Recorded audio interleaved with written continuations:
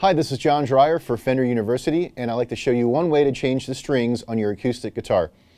Now, there's a couple of different reasons why you would want to change your strings. One, and the obvious reason, is that they just look dirty.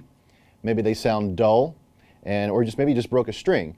Now, you can change that broken string, or if you choose to, you can change the whole set at one time. So the materials we'll need are pretty simple: string winder, wire or string clippers, and your new sets of strings. For acoustic guitar, I'm not going to take all the strings off all at one time. I'm actually going to do it in twos. I'm going to do 2 strings at a time. Take 2 off and put 2 back on. This way I keep some of the tension on the top of the guitar. Okay, so I'm going to take my string winder here, start with the low E string, loosen the tension on that one and the second one. So you can see these 2 are nice and loose. All right, put this back here. Take my string clippers and we'll clip these 2 strings above the sound hole. Okay, I'm going to unwind these strings from the peg. Take one here and this one. Just pull those off. Just going to wind these up for easy disposal. And by disposal, I mean just throw them on the floor. And then also take my string winder here again. There's a little cutout on the winder that's used to pry up the post from the bridge. Sometimes you could do it with your hand, but sometimes if it's stuck, you're better off to use the winder. So we'll pop these 2. And I want to leave these in order, so I'm just going to put these here so I know which ones go back where. Now I'll take my new set of strings. I'm going to use these Fender Phosphor Bronze medium gauge strings. And Fender makes it very easy to know which strings go where by including this handy dandy string guide on the packaging. Okay, I'm going to start with my low E string, which is the brass or the gold ball end here. Take the bridge pin, and you can see here on the bridge pin there's a little cutout that corresponds with the string when it's inside the bridge. So what I'm going to do is I'm going to put the string in first, and then be sure to put the pin in with the cutout facing the string. I'm just going to press that in and pull up on the slack. Okay, and I'm just going to let that hang for right now. I'm going to take the next string, which is the candy apple or the red ball end, and repeat the process. Put the string in, have the little groove or the cutout facing the string, press that in, and pull up the slack.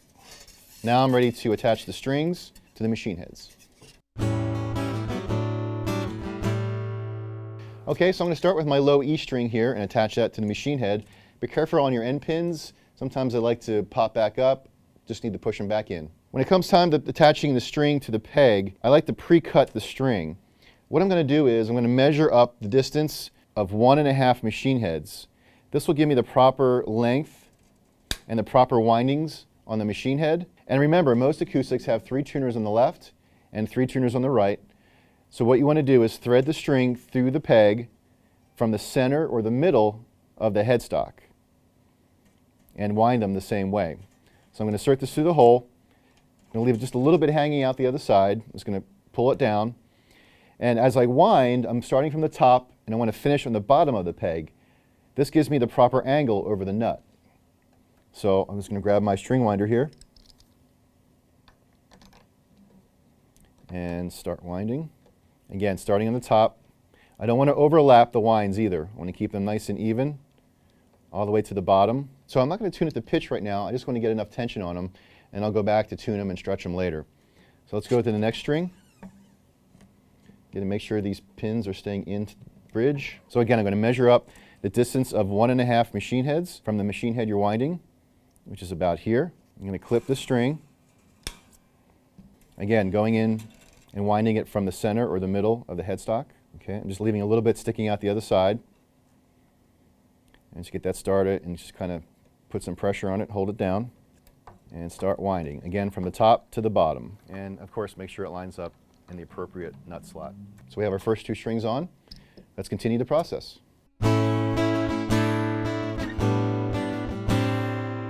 Okay, now that I've made it to the other side of the headstock, same process, same everything, except I'm just going to insert the string from the opposite side. Still coming in from the middle and the center, but I'm going to go through this way instead of this way. Again, measuring out 1.5 machine heads, which is about here. I'm going to clip that string. It's going to go in from this side here towards the center. Pull the string back, give it some tension there, and start winding the opposite direction of the last 3. Again, winding from the top to the bottom of the peg, being sure not to overlap the winds. You want to end up on the bottom of the peg. There we go. And let's continue on to the last 2. And as I mentioned, for the wound strings, you don't want to overlap the strings on the peg, but actually for the unwound strings, you want to have your first winding above the inserted string on the peg and the second below. This will hold the string in place, and the strings are thin enough that it won't affect tuning. Okay, now that we have all 6 strings on the guitar, you're ready to tune it up to pitch and start playing.